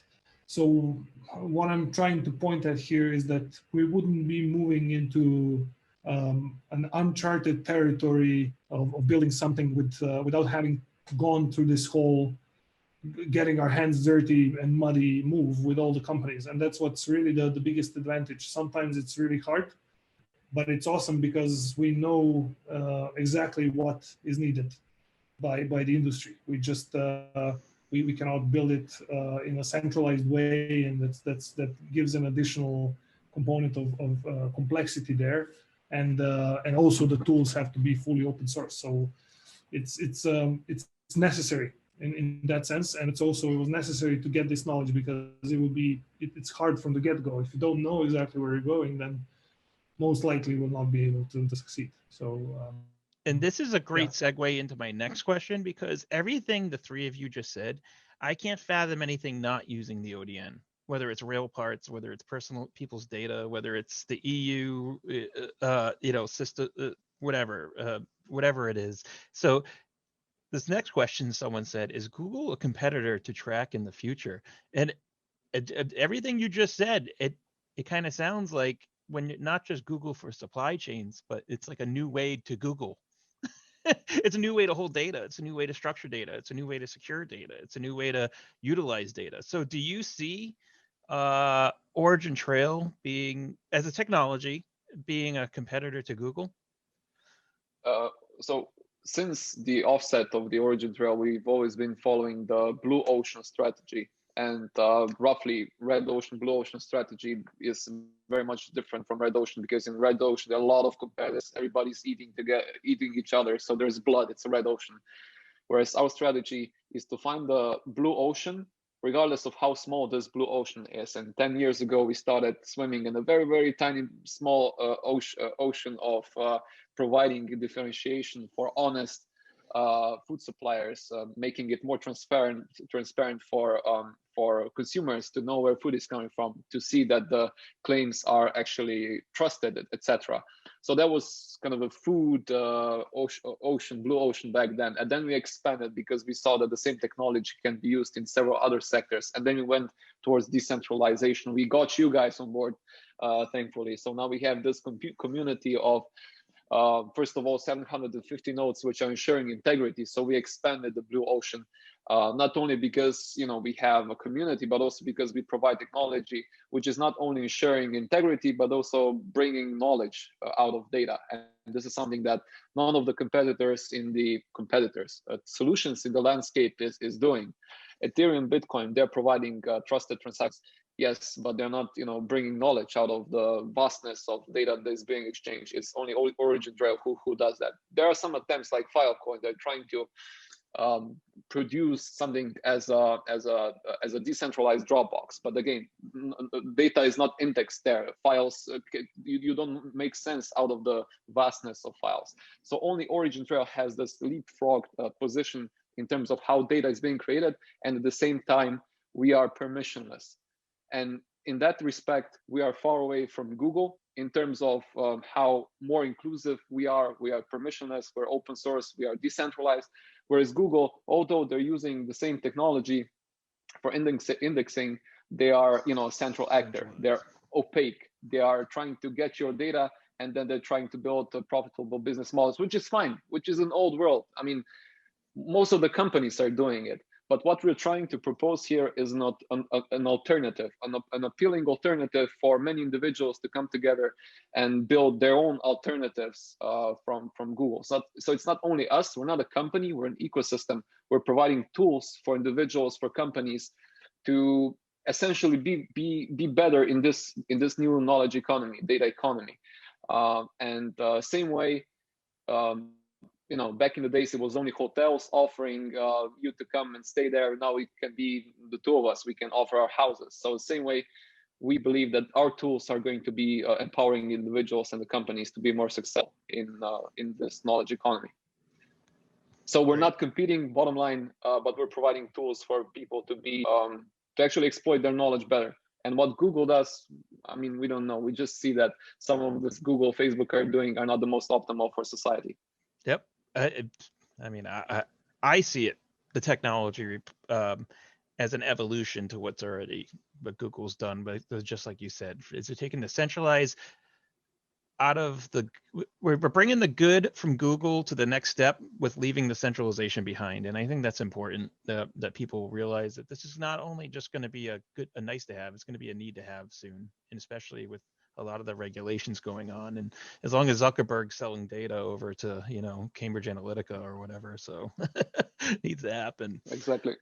I'm gonna try. All right, so let's go to this next one. Don't worry, I'm gonna try it. We don't have a ton left, so bear with us. This is probably one of the most impactful office hours yet. So I'm sorry if it if it's going a little over an hour and a half. But at Liftoff, we saw the unveiling of the knowledge economy. Can we confirm that it's a separate than Starfleet chain? Could you clarify the timelines for Starfleet chain? And I just want this is like an explain it like I'm 5 for people. So I got all these people freaking out to me being, so wait, Starfleet chain comes out a year from now? And I'm like, no, it's completely separate. Think of the data economy project is very separate, different than Starfleet. Starfleet is a blockchain that's coming out soon, that anyone can utilize to save on these gas fees. And it's just they have to understand that it's completely separate. Like this knowledge economy is not dependent on I should say Starfleet's not dependent on the knowledge economy. Starfleet's something that we should see soon. This knowledge economy project is a separate entity. So can you just clarify that? And what's the timeline looking for Starfleet? Bottom line, Starfleet is a vehicle towards optimized functioning of the OriginTrail decentralized network, plus is the vehicle to reach the OriginTrail decentralized economy. So it precedes the OriginTrail decentralized economy. It's coming earlier. Timeline-wise, Branimir, would you perhaps shed some more light on this? So as launching of any system, there's going to be a couple of phases that are common for launching a network such as the Starfleet. Basically, there's going to be a testnet launch followed by a mainnet launch. So the testnet is going to be obviously an environment where we are at the technology readiness level that can actually be validated, not just in the laboratory. So basically that would be the technology readiness level 7. By the way, we as a team use the NASA technology readiness level scale, so you can look it up. So technology readiness level 7 will be where we validate the technology in the real environment, and then from that moment on move to tier 8 and 9, which are basically the completeness stages of the technology. So launching the Starfleet chain there's 2 things there. First, we need to get the technology ready. Then we need to, when we kickstart it, it needs to be used, right? So in order for it to be used, the tokens need to be available on the chain. So, and since building a 2-way bridge is another project which is going to follow, this bridge is not necessarily needed for the ODN to work with both Starfleet and Ethereum. So it makes sense to roll out in stages. So we roll out Starfleet to chain first, and then when it's roll out, basically at its inception, at Genesis, we have the tokens already ready, the Star Trek tokens. And these Star Trek tokens get there by this boarding process that we have introduced. So the boarding process, basically, we expect to finish by end of January. That means we need to do some things that are absolutely necessary and essential, such as, for example, the smart contract audit. So, the smart contracts are, by the way, already published on GitHub, so anybody can take a look. And I invite anyone from the community, if you're interested, to look into it, potentially find any security flaw you might see that we haven't seen, which is possible. But also, apart from a community review and a specific RFC that has been published for it, you can look that up on the RFC repository as well, which in detail explains the functional and non-functional requirements of the contract. Basically, once we figure all this out and test with the third party that security is on the level that it must be in order to hold millions of tokens, then from this moment on, tokens get locked, and then when the Starfleet chain is born within the Starfleet launch window, they become immediately available on the Starfleet chain. So the launch window is really gives room for these activities to happen, for the testnet, for the mainnet launch, and then for the genesis of the tokens. And then from that moment on, we have Starfleet as chain operational, we have Ethereum, and these 2 chains working together with the ODN. So whoever is not transitioned to Starfleet, everything remains the same. So the Ethereum-based functionality is still there, but the ones who have transitioned to Starfleet will be able to use both chains. And that means basically reap the benefits of both economies, jobs on both systems. And that is going to be like that for a while until the bridge is launched. Now there's a bridge launch window, which also is going to go through the technology readiness level phases from basically from 2 upwards to 8 and 9. And obviously, because it handles tokens, it has to be taken with extra care. It's not just any system that might, go down for a bit or maybe, so it has to be very resilient. And having that said, there's going to be this window of time between the Starfleet blockchain launch and the two-way bridge launch, where it's going to be only a group of us who have transitioned to Starfleet using and benefiting from this economy. Now, these windows, like I said, they're presented so that we don't overwhelm anyone with all these intermediate milestones, such as the testnet launches and so on. But all of these will be actually published in the coming weeks, actually, because we will need to put this into the roadmap to know exactly when which launch is to be expected. We expect the community to join and participate, both in the testnet, obviously in the boarding process, and definitely in helping around the system with both going through the existing, but also proposing RFCs.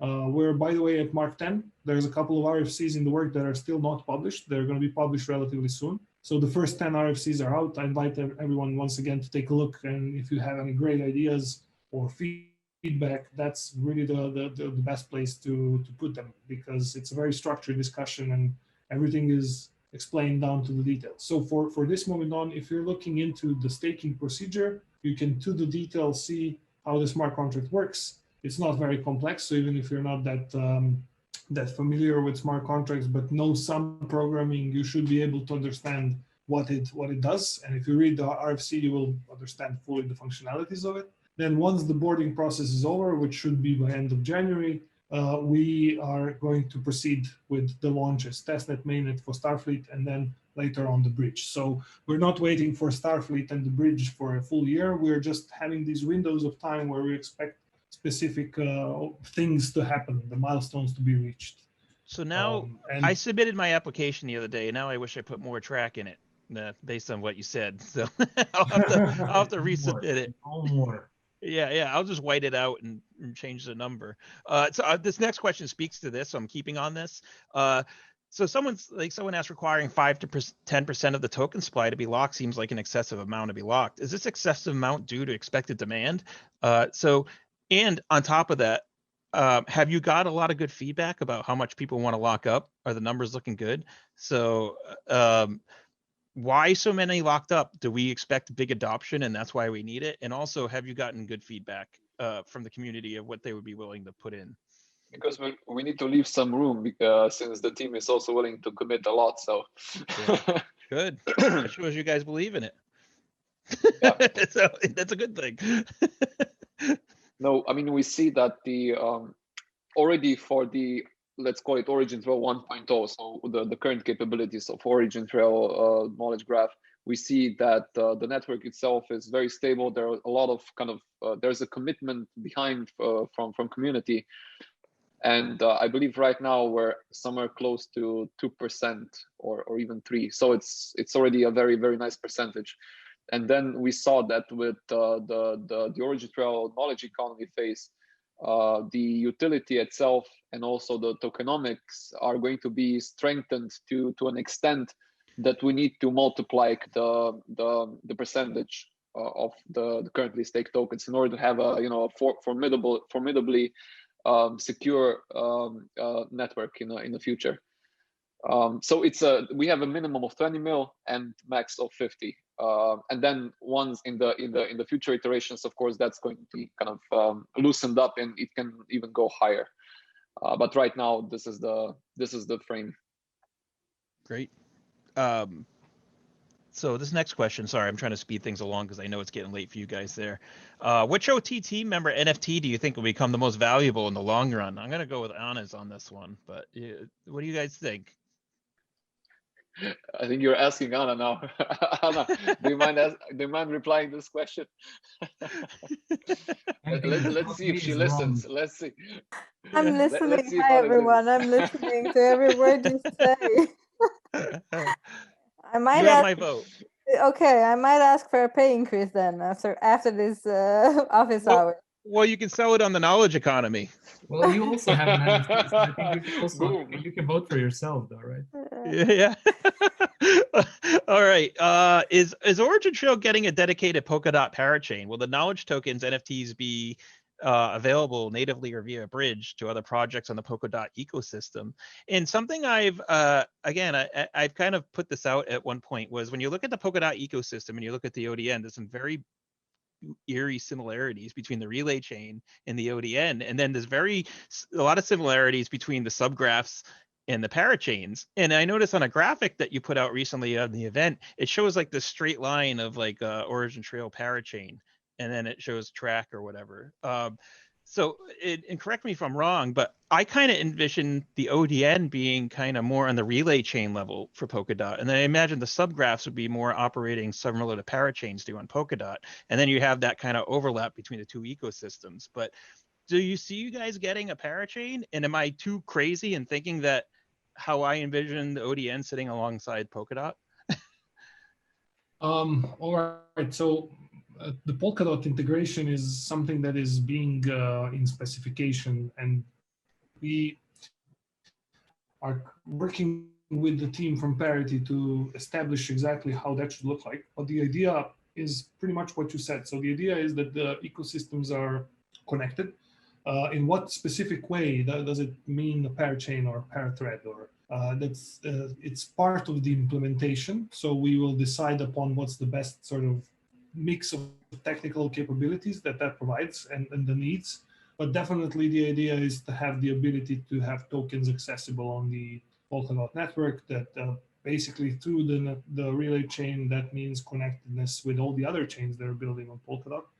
And also potentially another version of the bridge to Ethereum, because Polkadot should have, at least that's intended to have, a native parachain basically just built for as a bridge to Ethereum. So the idea definitely there being that these ecosystems are connected. What's the specifics of the implementation? It's not so relevant at this point, but it's something that we're working on, and that's also going to be a part of the RFC process. So it's going to be published when TRL 2, which is the readiness level of basically defining the technological needs and requirements. That's going to be something that everybody's going to be able to contribute to. So having that said, when you look at that, when you compare these two graphs that you mentioned, they're slightly different because they have different purposes, but essentially they do, the OriginTrail decentralized knowledge graph has root in a couple of blockchains, which provides integrity and disincentivization. And then when you see the graph around it, the graph is really all about the data. While on the Polkadot side, you're looking at a network of connected consensus protocols. And what's one of the key things there is this cross-message exchange, cross-blockchain exchange message protocol, XCMP, which basically acts as kind of a tool for building bridges between chains. So Polkadot is solving the scalability problem for blockchains in terms of transaction throughput and smart contracts, while ODN is solving the scalability problem from the aspect of data and knowledge, and also the services associated to it. So services such as, potentially putting some data in the smart contract, like oracles, like the trusted oracle framework we showcased at the event, or vice versa, getting data out of the chain and into the graph and then offering it somewhere else. So there are very many similarities, but the key difference is what it handles, really. The two systems do, in a way, fundamentally two different things. Yeah, think of a cloud computing system, right? You have your processor and your memory, but then you also have a storage involved in that. And then so one ecosystem may be able to serve one of those, but the other ecosystem can serve the other. And then together you make this great global computer network, pretty much. Yeah, that's a very good comparison. All right, don't worry, speeding up. We only got like 2 or 3 more questions. I'll try to rip through them, but could you explain why, in your eyes, this is a paradigm paradigm shift from the status quo? And we've kind of talked about all that, but just give me like a quick, why do you think this is a paradigm shift? So if you look at the competition, the solution landscape, OriginTrail is vastly superior in terms of permissionlessness and the ability to create knowledge. And if you combine those two, you're offering a whole new set of applications, both to enterprise and individuals, to improve sustainability of supply chains. So that's number one. And as individuals using the OriginTrail economy, they're able to protect their data and to monetize it, and then avoid monopolies, which are the only ones benefiting from the data economy. So it's a leapfrog not only for what we are doing, but for the society at large. Exactly. I mean, we answered that in every other question, but I just had to put that out there, and like the explain like I'm five theme I'm going for. Where was the guy from SBB seems to talk about RailCloud, also sees images as in RailCloud presentations. Can you confirm the ODN is used in the RailCloud? I noticed that image he put up there in the thing. It was like the cartoon graphics of like, like, oh, a part moves from here and it goes to here. But so can we confirm, is the ODN going to be used for this Swiss Railway, for this RailCloud, or are we waiting for like the EPCS repository stuff to kind of get finalized? Oh, it's here. I mean, the works on this have been ongoing since I think we first met them at the summit in Brussels already previous year, and this is when the whole story was started with relation to the first EPCIS, and this was when the network operating system was at a very, very early stage, but they were one of the first ones to commit to start using it. And then the story became a bit more ambitious because they saw that other suppliers might be interested in using the same repository. And this, perhaps, I believe this is what I assume the one who asked the question meant by Rail Cloud. So essentially, EPCIS, OriginTrail EPCIS repository is the main underpinning element of the Rail Cloud for both SBB and their suppliers. Awesome. And now we know Siemens kind of gets thrown into the mix there a little bit too, from what you were saying earlier. Yeah, I mean, it doesn't stop with the one supplier. It's all suppliers, and I don't know how many suppliers the Swiss Railways could possibly have, but I imagine it's a lot. So anyone contributing anything to the critical infrastructure. Awesome. Yeah. Well, all I know is I'm putting more tokens into the contract now after this discussion today. So, so the last one, guys, is Trace Labs planning to get more money from investors? If so, is there a way we can participate? So have you started getting like companies jumping on, being like, hey, have you thought about taking on some capital from us to get us involved? And I know that will kind of take away from the vision in some ways too, but it may be a good thing to grow. Yeah. So anything you can talk about with that? There is, I think we can, just a little tiny breadcrumb, I guess. OriginTrail is, it's not a company, it's an ecosystem. Yet Trace Labs is the core, both adoption agent and the core developer of OriginTrail.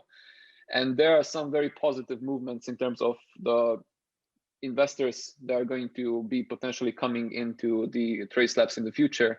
And there is one kind of particular, I would say, already kind of a commitment, but it's not something kind of huge yet. But in terms of the name, it's a pretty big deal. We got a support that might extend to something more formidable towards somewhere by the end of 2021, when we also plan to have this initial fundraise series A, and this is going to be the first time Trace Labs is opening up for other investors into the cap table. And then our kind of future desire is to go IPO, because we believe that we can offer the best value if we have multitude of different investors. It's quite similar to what OriginTrail is. You have plenty of contributors, and by having this network, you can actually both service those who are becoming stakeholders better, and you have a better marketing medium because plenty of people believe in your idea.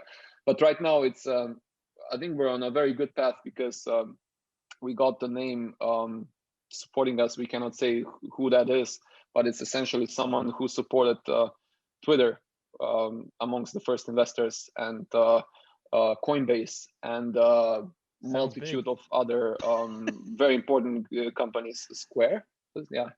So hopefully we can drag this name out in the beginning of next year, and also amp up the Kratos of Trace Labs, because that's very important for both enterprise and other proprietary things utilizing OriginTrail. So exciting developments there, and 2021 is definitely going to be a big one.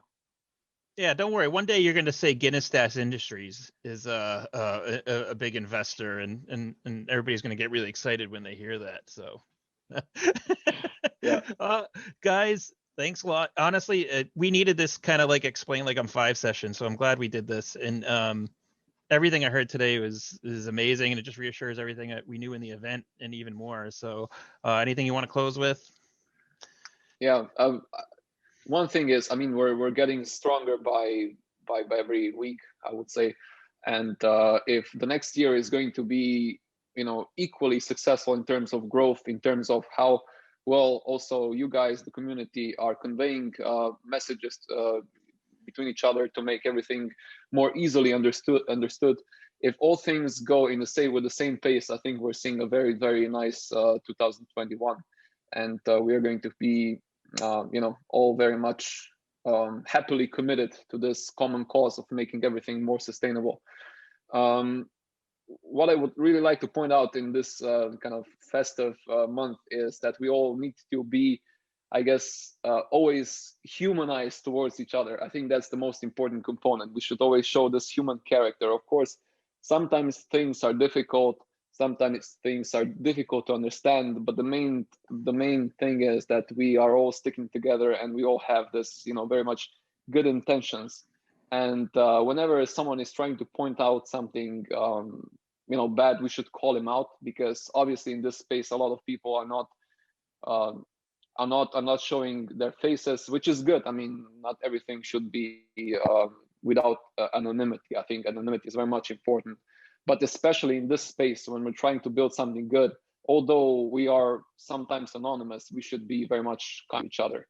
And this kindness, I think we should have this in mind for the upcoming Christmas, and then in the next year. I think this kindness should also help us become better, not only as human beings, but also as kind of the builders of the OriginTrail ecosystem.